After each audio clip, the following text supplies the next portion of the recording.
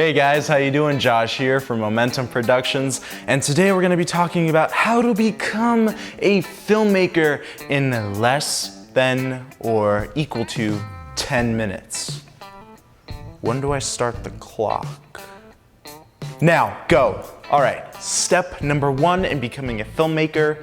Understand what your target market is, or your genre. What kind of people do you want to attract to your videos? Do you want to make horror videos? Do you want to make epic videos? Do you want to make an action movie, a comedy?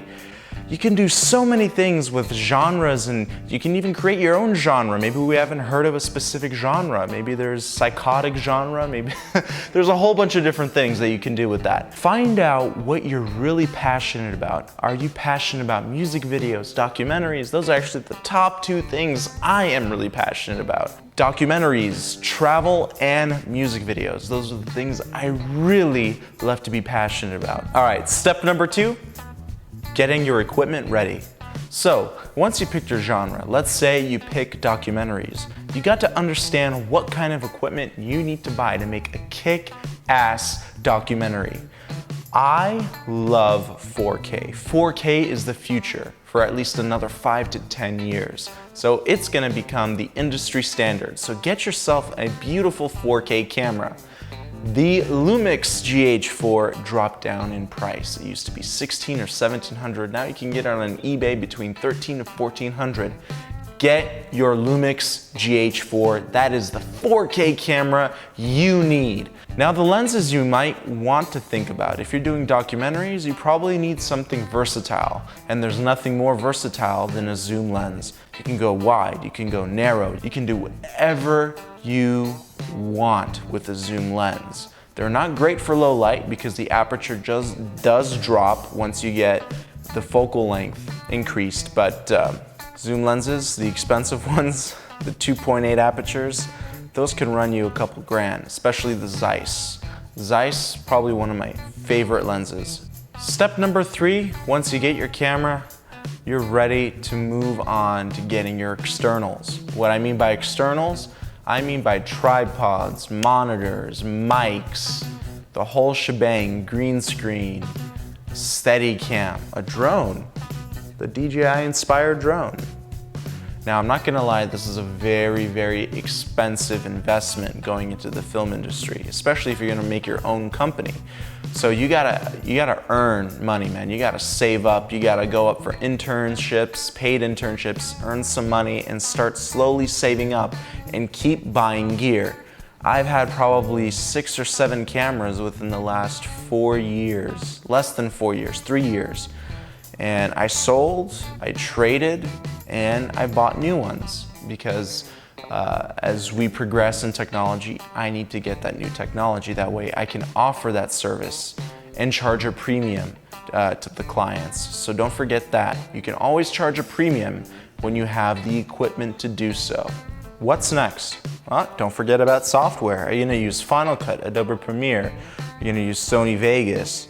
There's endless amounts of software. Avid is a big one. That's an industry standard. Avid and Final Cut. Getting a little anxious here. I'm getting excited. I want to make a movie already. All right. I'm running out of time here. All right, next step. Find out if you need a team. If you're going to make a documentary where you feel like you're going to be traveling a lot, or you're on a tight budget, obviously you're not going to hire anybody else. So you're going to have to make sure that you have all the proper gear with you. Do you have a monopod? Do you have a tripod? Do you have a Steadicam? Do you need a drone? Do you need a specific lens for your camera? What kind of camera are you going to take with you? Do you have multiple cameras? Do you have one camera? Oh my God, it's endless, guys, endless. You got to make yourself a list and check off what kind of gear you need with you. Let's say you're going to stay local and you have some extra money to spend. Find out who you trust to help you out on a shoot. It is very, very important that you trust your coworkers. I've been in touch with different people from different web series. I've had web series that failed, guys. Why? Because I was a DP for a few different web series and I did not get along with the director, and the web series just crashed and burned. You have to trust the people that you work with. You have to build a relationship with the people that you work with. All right, it's all about trust and communication.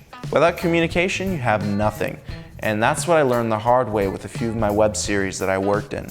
All right, you cannot cannot have a team if you don't communicate. Lesson learned, guys. So talking about a team, you need a casting director, you need a director, you need a producer. Well, you'd probably be the producer since you have all the gear and you're hiring all the people. You need to find out how many people you need. Typical, if you're doing a low budget film, I think you can get away with 10 people being a part of your crew. I've done that before and it worked tremendously with people that I really, really enjoy working with. And it just, it's great. But mainly for all of my videos, I am by myself and I am looking for a partner to help me out with. I keep searching for new people in the LA area that want to work with me on different projects. But it's all about working with people that you trust and communicate with. That's very, very important when you're building a business. Now, when you're becoming a filmmaker, it's really important that your emotion and your passion is seen in your footage and photography. It's really important. If you go on my website at capturethemomentum.com and you click on my portfolio page and you see a few of my videos, you can see a lot of emotion. You can see what I was feeling. You can see what I was trying to show people what I was feeling. So it is so important that you incorporate your own emotion, your own feeling, your own desires and passions into your work. If you don't, your video will end up so dry like a piece of toast.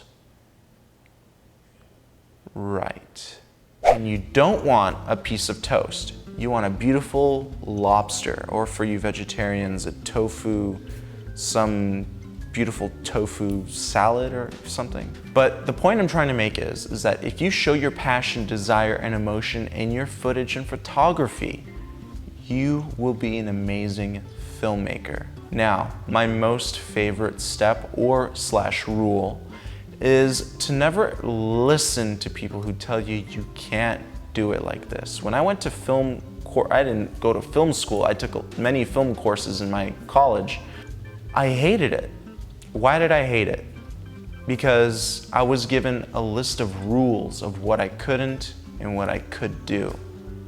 Guys, when you're participating in a field of art, like photography and videography, cinematography, you're not supposed to be limited. You're supposed to be limitless. It is so important not to go by rules, but to go by what you feel is right. Because that's what makes art unique. Not going by rules and going by what you feel. Remember that. That's the most important thing I've ever learned. And that is show what you want people to see in your work. Do it without listening to anybody but you. And of course, the criticism, the critics. Ask your friends what you think about your footage. Ask the friends that you're really, really close with. Do you think this is cool? Do you think this is rough? Do you think this is overexposed, underexposed? What's going on here? It's always good to get a third perspective on things. I always turn to my cousin and a lot of my friends for advice or for criticism. And that's how you build and that's how you grow. All right, and that's how you can, and always compare your work with others. You always want to be a step up from other people, or at least try to be. You always want to look up to people. You want to look up to mentors or people on YouTube or some other blogs or forums that are really, really good at this subject, and you want to try and get up to their level, if not get higher above them. And the only way you can do that is by practicing. Take out a Steadicam, learn how to balance it, learn how to do different unique shots with it, and try and be the best. That is what you gotta learn. Try and be the best. If you don't think you're the best, you're doing it wrong. You have to be cocky in this, guys. You have to be a little cocky. You have to go up, up, up, up to be limitless. So guys, I hope you enjoyed these few tips about passion, about what kind of gear or software you need to get. This is a great tool. If you listen to every word I've said in this video, you will be a filmmaker in 10 minutes or less. Rewind the video, have a look at some major points that I talked about, and start your own beautiful work of art. Check out my blog and my website at capturethemomentum.com. If you sign up for my newsletter, you'll be entered into a little competition I'm doing to win a 1-month free coaching session with me on Skype. So We set a time and day for each week, and I will teach you for free what I know about cinematography.